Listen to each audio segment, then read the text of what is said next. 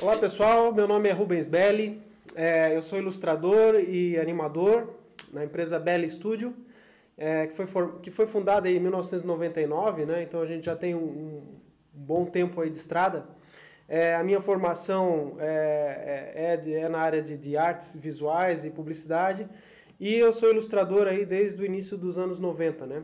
A gente aqui no estúdio faz principalmente, a gente tem um foco assim, principalmente em ilustração editorial e desenho animado para séries de TV. Então as séries aí que vocês devem ter conhecido, vocês já devem ter visto que a gente trabalhou na animação, seria o Carrapatos e Catapultas, que está na Cartoon Network, Meu Amigãozão e o Peixonauta, que estão na Discovery Kids, né? E estamos em alguns outros projetos que em breve vão estar na televisão nacional aí. Mas eu estou aqui hoje para falar um pouquinho sobre o Kisama, o Império dos Capoeiras, esse ótimo livro, né, do Michael Tenfen, que eu tive o prazer de fazer as ilustrações. Eu preparei um vídeo onde eu falo sobre todo o processo criativo, a parte de pesquisa, a parte de relacionamento, da relação entre o ilustrador, o autor e também a editora, né? É um material que serve inclusive como referência e um material de ajuda para quem inclusive quer trabalhar na área de ilustração ou para quem é um autor que tem dúvida de como ilustrar o seu trabalho. Então eu acho que vai ser de uma grande ajuda, né?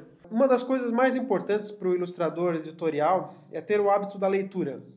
Isso é fundamental para a gente turbinar o cérebro, incrementar a nossa imaginação, né? Isso é fundamental. Sempre que a gente vai ilustrar um livro, precisamos perguntar, né? Que lugar é esse, né? Onde, quando acontece a história, quem são os personagens, né? O livro Kisama, apesar de ser uma obra de ficção, ele não é uma obra de fantasia, né? Ou seja, os lugares, os cenários, eles são reais, existem mesmo, né? Então aconteceu lá no Rio de Janeiro, no século XIX, várias ruas e referências existem, como os Arcos da Lapa, no fim do livro. Então, uma coisa que é muito importante num trabalho desse tipo, com essas características, é a pesquisa. Então, em qualquer obra, a pesquisa é importante, assim. Só que num livro que usa a história real como pano de fundo, a pesquisa ela é fundamental, né?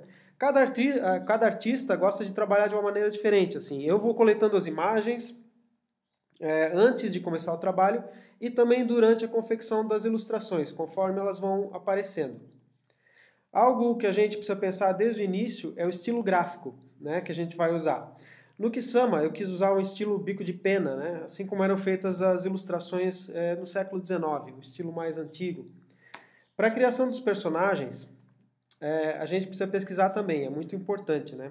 Então, a gente tem que entender quem são esses personagens, né, como eles se vestem, em que época que eles viveram, quais são os objetos que estão em volta deles, né? Qual o tipo físico deles? O Vitorino Kisama, por exemplo, né? Como é que é esse cara? A gente tem algumas indicações dentro do texto do livro, mas é sempre bom a gente buscar referências e pesquisas para enriquecer mais ainda, né? É bem interessante a gente buscar fotos de pessoas reais e a partir dessas fotos a gente trabalhar como se fosse uma caricatura, dar uma estilizada e conseguir o nosso personagem a partir daí. E outros personagens, né, como a Bernardina, como é que ela era, né? O livro descrevia ela como uma negra muito bonita. Ela é uma africana mesmo, que veio da África, né? E o Woodruff, né, o detetive inglês do século XIX, como é que ele se veste, quais são as roupas, os adereços que ele usa, né? Então tudo isso faz parte da pesquisa. Obras modernas também, com personagens similares, são uma boa fonte de inspiração para a gente. Então, falando um pouco sobre a pesquisa, que é fundamental nesse tipo de livro, eu gosto de organizar geralmente em grupos, né, para facilitar o acesso. Então, eu tenho aqui arquitetura, artes, capas de outros livros, a capoeira era muito importante nesse livro, vídeos para ver como os personagens se movimentavam, né, a guarda urbana daquela época, a Guerra do Paraguai, que foi citada em vários momentos, mapas, vistas aéreas, objetos, pessoas, referências a cenários, o Rio de Janeiro no século XIX, a taberna, como é que é uma taberna, o varapau, né, o tipo de luta, vídeos de capoeira e por aí vai. Aqui eu tenho, entrando na pasta arquitetura, tem alguns exemplos de imagens que eu coletei para saber como é que era a arquitetura da época, né? Como é que eram os casebres dos escravos, os palácios dos governantes, né? Os arcos da Lapa. Os arcos da Lapa ainda hoje estão lá, mas tem muita coisa que era daquela época. Uma vez que a gente definiu quantas e quais são as ilustrações que a gente vai fazer, o que eu faço particularmente é ler o trecho da ilustração. Obviamente, eu já tinha lido o livro inteiro, mas eu releio aquela parte da ilustração e aí começam algumas perguntas, né? Pô, uma taberna, eu vou ter que ilustrar uma taberna no Rio de Janeiro do século XIX. Como é que é isso? Então aí entra a pesquisa, né? Que passa a ser, como eu já falei, importantíssimo. Aqui tem algumas imagens. Aí o esboço, né?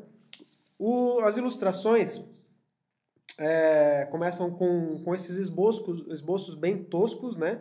Bem básicos. O que eu busco nesse início é a composição, é a melhor relação entre equilíbrio dos elementos e a composição dos elementos, a profundidade para encaixar todos os personagens que vão aparecer na cena.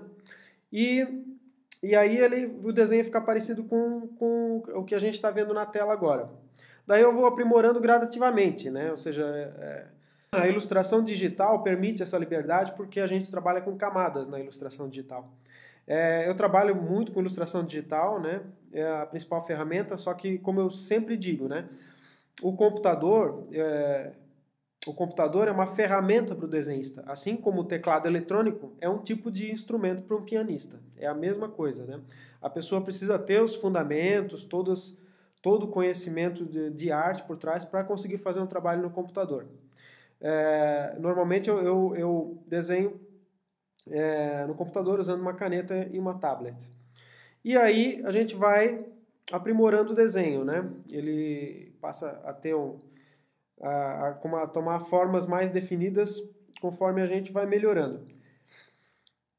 E por fim, eu busco a melhor relação de equilíbrio entre as partes que a gente chama de negativos, ou seja, o que é mais escuro e o que é mais claro na ilustração. Então, se vocês notarem as áreas claras e escuras, as partes totalmente em preto chapado, elas são mais pesadas, né?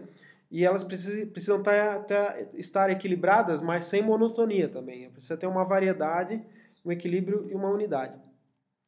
E assim, esse processo aconteceu em todas as ilustrações do livro, que foram 13 ilustrações internas. A primeira a gente acabou de ver, essa aqui é a segunda ilustração, né? A terceira ilustração, onde aparece o alemão Miller. Então ele está tomando banho, né? Ele está dentro de um galpão, dentro do galpão do Cabeça de Porco, que é o quartel-general do alemão Miller, que é um chefão do crime organizado.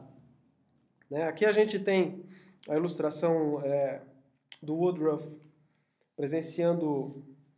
Ele não presenciou o crime, né? Achando um cadáver que ele não gostaria de ter achado. E aí por diante a gente tem sempre aqui o esboço no lado esquerdo e no lado direito a ilustração final como ficou, né? Para a gente ter uma ideia de de como é a evolução do processo, do trabalho. E assim aconteceu com todas as ilustrações. O livro é muito cheio de ação, então a gente tem várias oportunidades de trabalhar bem os aspectos de luz e sombra e ação dos personagens. Né? Um golpe de capoeira em cima do Woodruff, que gostava de lutar o Savate. E aí, nesse desenho que é um pouquinho diferente, vocês vão notar que o esboço, ele tem dois tipos de esboço e a arte final é uma só, né? Isso aconteceu porque aí entra a participação da editora e do autor, né? É fundamental, a gente como ilustrador, né, a gente está aberto e ouvir o que todas as partes têm para dizer sobre o nosso trabalho. Né? Todo mundo quer o melhor resultado possível, o melhor trabalho publicado, e o autor também ele tem a visão máxima da obra. Ele criou aquilo, pensou demais na obra, e a gente tem que respeitar e aproveitar isso. Todas as ilustrações elas são enviadas na fase de esboço mesmo, tanto para o autor quanto para a editora, né? Para que eles coloquem os seus comentários em cima. Nessa ilustração, a primeira ideia que eu fiz, o Woodruff estava sozinho lá, ele tinha sido capturado, mais pro fim do livro, né?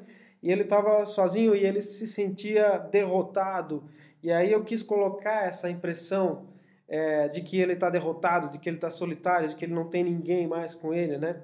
E nessa ilustração específica, o Michael deu uma ideia, né? Puxa, eu acho que tá legal, mas a gente deveria ou poderia retratar a cena mais como ela acontece no livro, né? Porque em nenhum momento ele fica também sozinho no livro, né? Ele se sente sozinho, mas ele não está sozinho, ele está com os captores dele, né?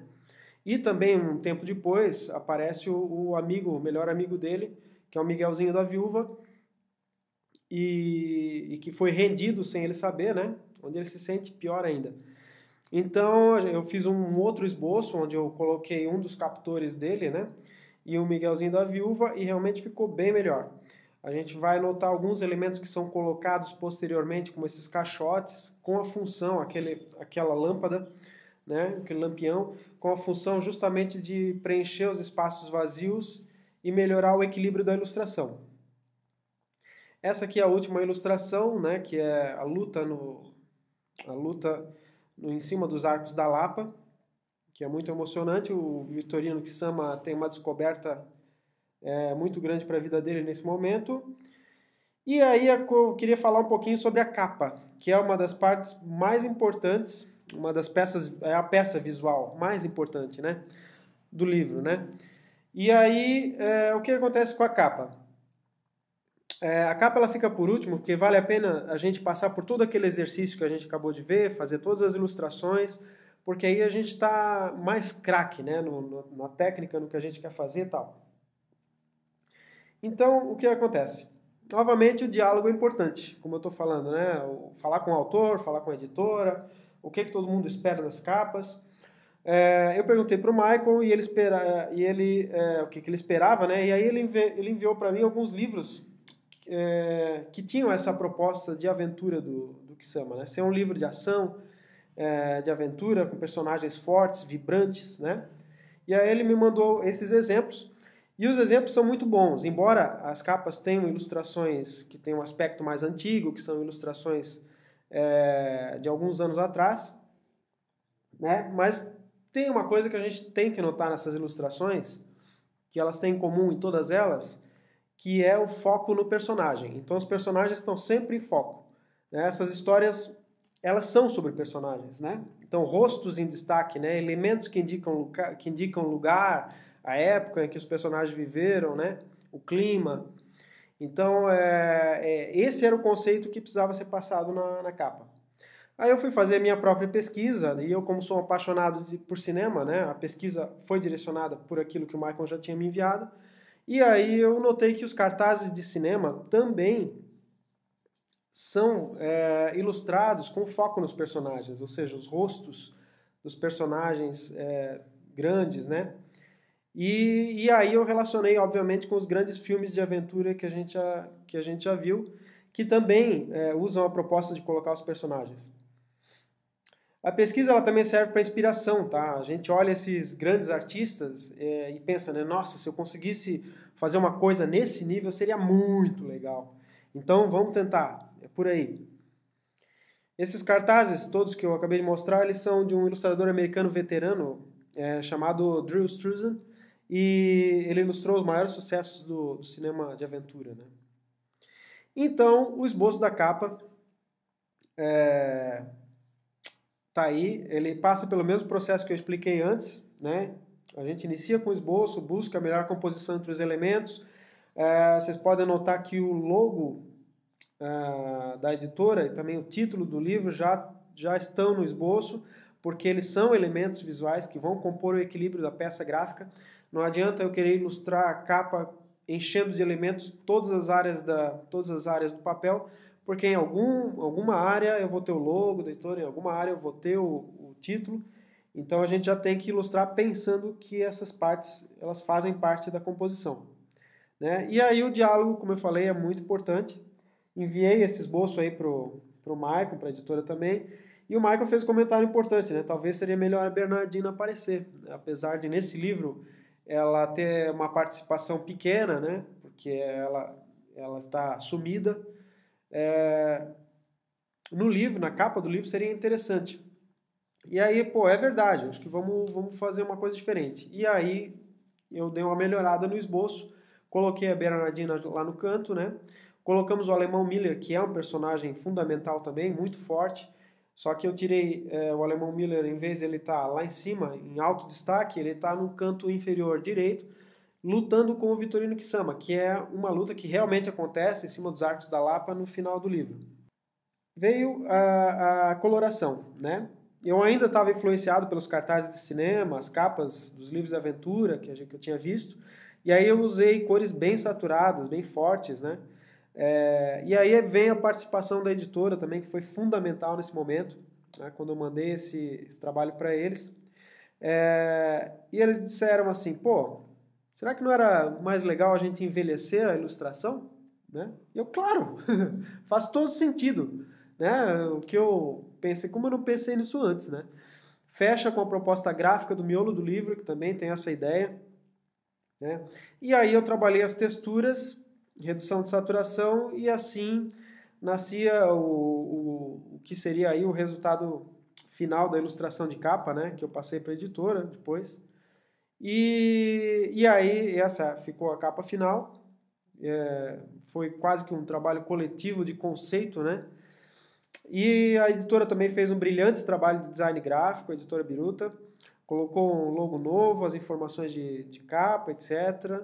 E a orelha, e ficou fantástico esse trabalho.